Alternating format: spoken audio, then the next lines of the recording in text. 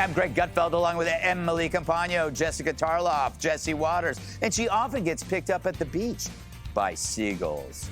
Dana Perino, the 5.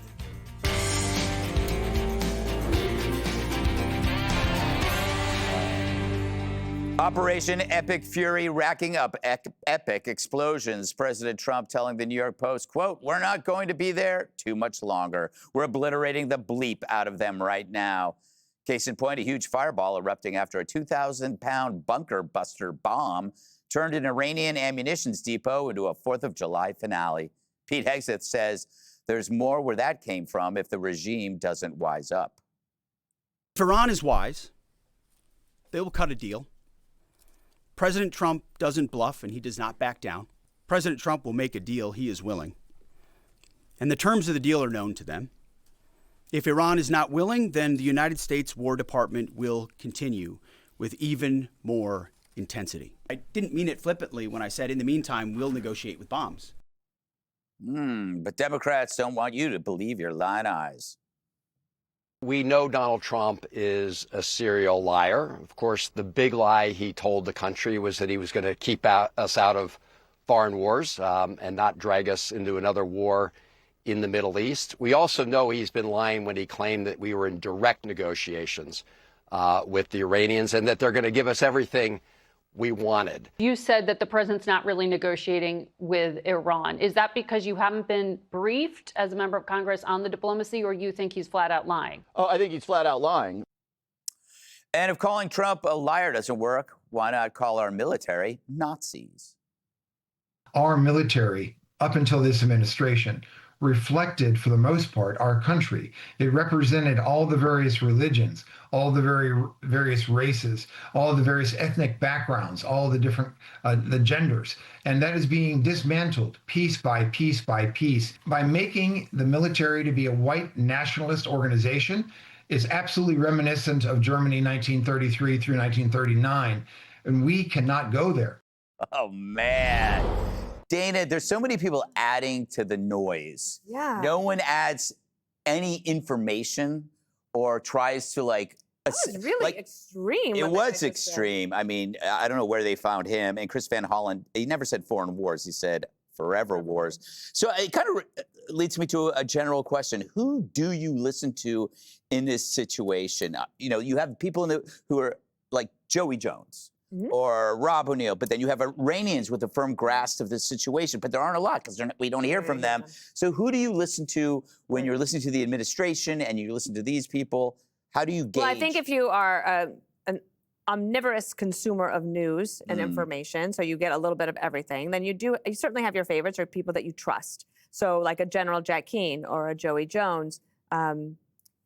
And I would put, for example, there's some podcasts I like Call Me Back, which is by Dan Senor, has a lot of great guests on it.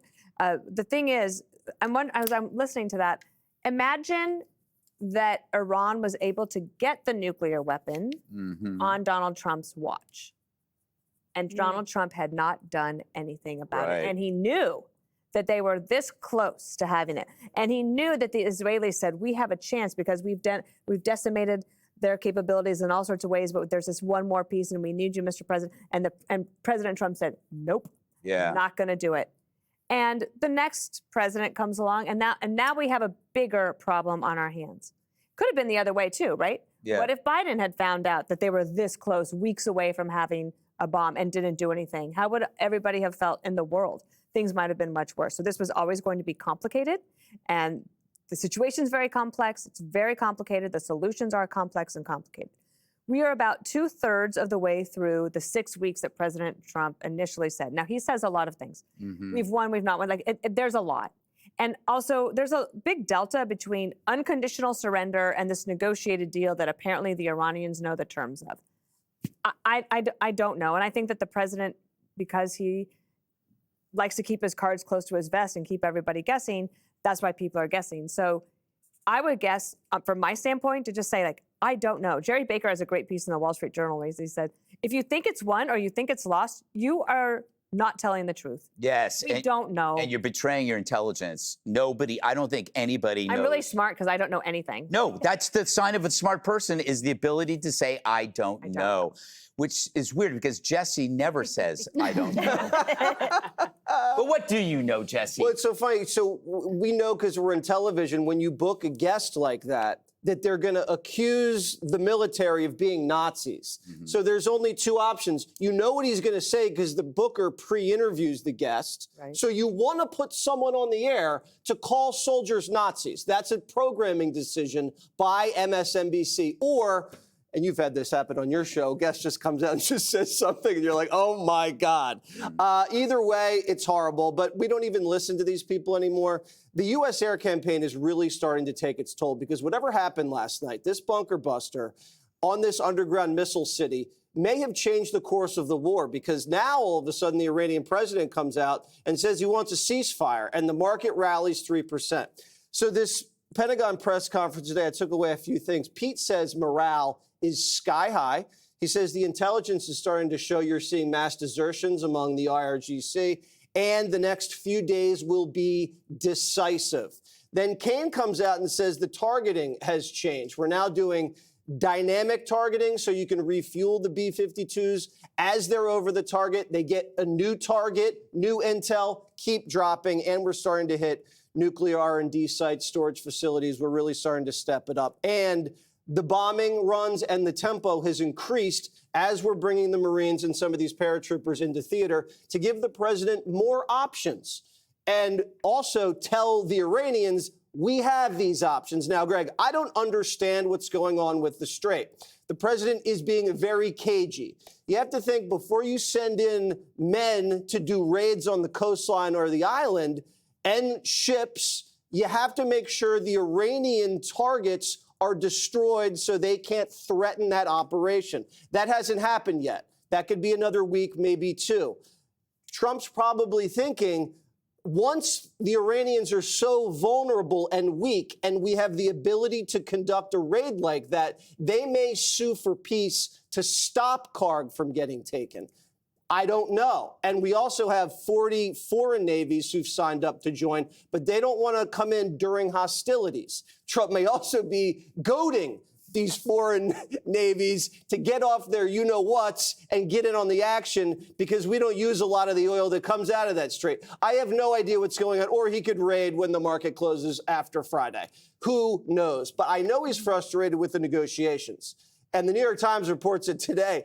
The regime is so fractured, they don't trust each other. They're all underground. No one's on a phone. And so they can't really propose a counterproposal soon enough for Trump to be happy with the time frame. I think that's what's going on. Interesting analysis. I kind of zoned out during it, but I think it was good. It's okay. Most people didn't. Yes. All right, Jessica, I have a thoughtful question for a change to you. So I don't know what's true, so I try to fill the gaps between the facts with hope and faith that this will work out. It will work out effectively, because I have faith in this country. I have a faith in the president. I'm curious, because I don't think you believe you know everything either. You're like me. What do you fill your gaps with? If you don't know the truth, what do you rely upon? I rely upon reporters who have had long careers in foreign policy, who are based in the region or have excellent sourcing in the region, because as Dana pointed out, you can't really talk to many Iranians at this point. Who's in there, by the way? What are the reporters? I mean, in the region, there aren't, I would not be at a Tehran bureau right now, but the New York Times, The Economist, the FT, they're all over there. We have great foreign reporting coming in. Our coverage out of Israel is top of the line, and you see it. You see Trey Yingst splattered all over the other networks too, where they're taking his reporting. So I would say that falls in the fact area. What about the things you don't know? How do you when you come here, you sit down, how do you talk about something you don't know? I think that I admit that I don't know things, and that I want to err on the side of optimism where there's opportunity to do that, but that I also want to be clear-headed based upon the things that I do know from the reporters who have experience in this and know better. So that's how I prepare to come here on a daily basis to address, loosely speaking, the same question every day because we have been doing this Yes, in the same that's why I asked the framework. question. No, I understand that. And I just wanted to pick up on what Jesse was saying about the Strait of Hormuz, because last night, the Wall Street Journal, who knows better than I do, was reporting that President Trump was open to leaving the strait closed with the U.S. withdrawal. And then this morning, he had his Truth Social post where he basically said, you know, the rest of you, this is going to be your problem. Right, like we may go and you've got to figure it out. And then throughout the course of the day, the Italians, the Spanish, the Polish have said, you know, we're not really interested in getting involved in this. And they're not showing up right now to escort these tankers through or to help us secure the strait, which leaves Iran in a very powerful position. They are charging whatever they want for this oil. Russia is making more money. We have been working very hard to hurt them economically. They're having a good time. China's getting what they want, and everyone else is getting squeezed. Europeans are talking about, you know, taking a break from air travel. All over Asia, there are shortages, and that's a really big problem and something that we have caused and I think have a responsibility to deal with. I just want to say something about the Chris Van Hollen and the Jim Himeses of the world and their questioning of this. It is not just Democrats. Last night, Laura Ingraham on her show said, we still have a lot of questions. For instance, was the president fully briefed on the risks of all of this from the beginning? And was he able to take it all in and understand how complex it could actually get, including the potential for casualties or other damage? Or was he told this would be relatively quick, an in and out operation? And then CNN is reporting today about a meeting that happened with President Trump and Secretary Hegseth and other top officials once Trump had decided that he did want to go in. And they were talking about how Hegseth was downplaying some of the risks of this conflict spiraling, some of those risks that we may be seeing now, not only with the potential for casualties, but for the strait to perhaps remain closed and in control exclusively of the Iranians. Okay. Emily? Well, you didn't ask me, but I'm going to take a stab at answering that trust? question. No, I want to answer like how I fill in the gaps. Yeah. Because I was thinking about how, you know, as these journalists and these talking heads are all saying that this president is lying, they know with certainty that everything out of his mouth is a lie. Think about to myself, what establishes veracity and credibility? When you do trust someone, when you trust your spouse going out and you trust your parents growing up and these things, what is it? And it's what is demonstrated. And so I look at this president, his first term and this one, and I think about how he has demonstrated to me with every policy decision, every action, that he is prioritizing American interests. And he's doing it in the macro sense, which means policy, which means judicial appointments, which means everything from, you know, voting approaching to trade negotiation and tariffs and everything, and the micro sense of protecting our soldiers. And I think about in the Obama administration when he prosecuted journalists. And you contrast that with this president who gives 10 off-the-cuff interviews a day at least. I think about the Biden administration that prosecuted soldiers for murder and contractors, and Hillary Clinton applauding this on and demanding some accountability on that part. And then you have this president that restores voices to the soldiers, that restores their paychecks to them, that restores some type of grace to them that they weren't extended in prior administrations. So I know, too, that I don't know anything. But what I fill the gaps in with is a faith that this president has my best interest in mind, both in that macro and in that micro sense, and that he will, with every decision, determine what is best for our country and for our soldiers. Well said. Be sure to like and subscribe for all the Fox News latest on YouTube and catch full shows streaming now on Fox One.